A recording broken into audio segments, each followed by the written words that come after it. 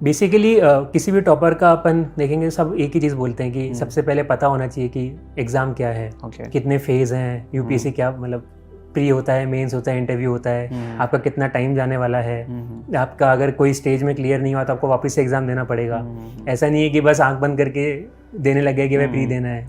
पहले पता होना चाहिए कि मैं किस चीज़ के अंदर एंटर कर रहा हूँ। ये देखने के बाद मैं सिलेबस देखा कि ठीक है GS 1 2 3 4 ऐसे पेपर होते हैं, उसके अंदर सब्जेक्ट्स हो गए कि हिस्ट्री पूछ रहे हैं, ज्योग्राफी है, पॉलिटी हो गया, पॉलिटी का मीनिंग पता नहीं था तो पॉलिटी का मीनिंग पहले देखा कि पॉलिटी क्या होता है, फिर इकोनॉमिक्स है और फिर बाद में देखा एथिक्स भी है। देन तो मतलब ये थोड़ा पैटर्न और रिसर्च, हाँ, पैटर्न सिलेबस के बारे में थोड़ा आपको पता चल गया। उसके तुरंत बाद में मैंने सबसे पहले देखा ऑप्शनल क्या होता है, क्योंकि पहले जितना भी मैंने सीनियर लोगों से पूछा था सबने बोला सबके दो ऑप्शनल थे। मैंने कहा कि क्या होता है एक बार देखे सही, तो उसमें मैंने देखा एक ऑप्शनल लेना होता है।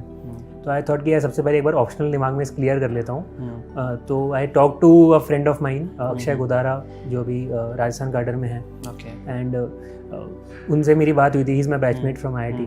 तो उन्होंने बताया कि मैथमेटिक्स एक ऑप्शन है, एंड एक और फ्रेंड से बात हुई थी, उन्होंने ज्योग्राफी का भी ऑप्शन मेरे को बताया था। ठीक है, तो मैंने इन दो को रखा कि ठीक है ये दो सब्जेक्ट पढ़ सकते हैं। स्कूल टाइम में भी ज्योग्राफी वॉज समथिंग कि मैं पढ़ सकता हूँ as compare to other humanities subjects, and maths मेरा हमेशा फेवरेट रहा था।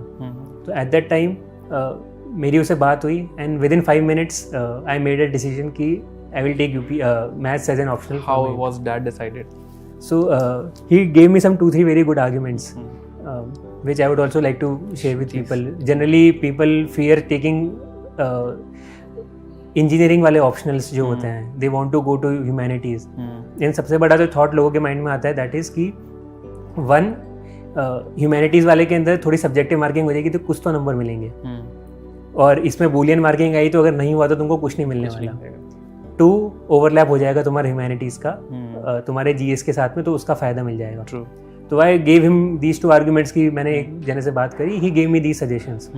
तो he told me 2 very simple things. One about marks, कि if you look at the other side of the thing, अगर आपने इंजीनियरिंग ऑप्शन में अगर सही आंसर लिखा है तो that person has no option but to give you full marks.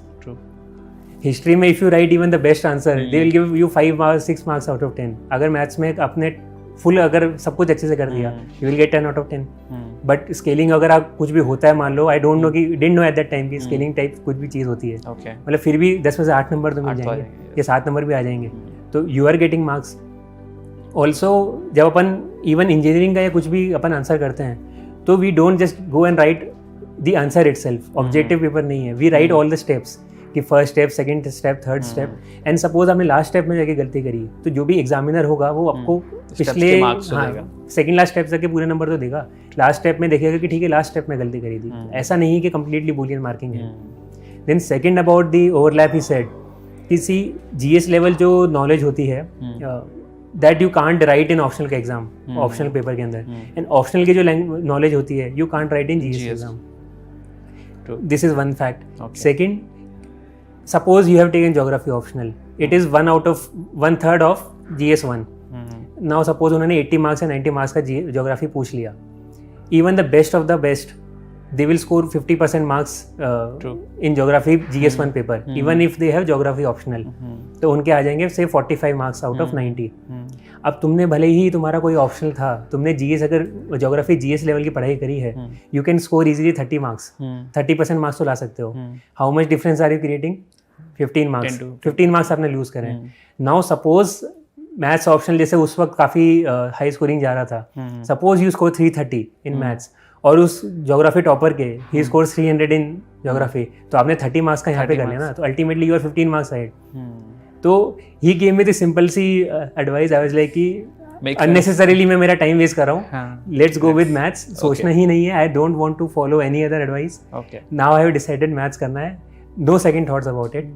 And हाँ, थोड़ा वो था कि सिलेबस लंबा होता है एंड there is no मतलब time allocation. You had a very good background in maths so that you could have. हाँ, I was confident कि अगर मैं मैथ्स लूँगा तो उसमें I will put my 110%. But time wise थोड़ा इशू था कि अगर मैथ्स पढ़ रहा हूँ तो I can't study GS, but that was a challenge which I was ready to take.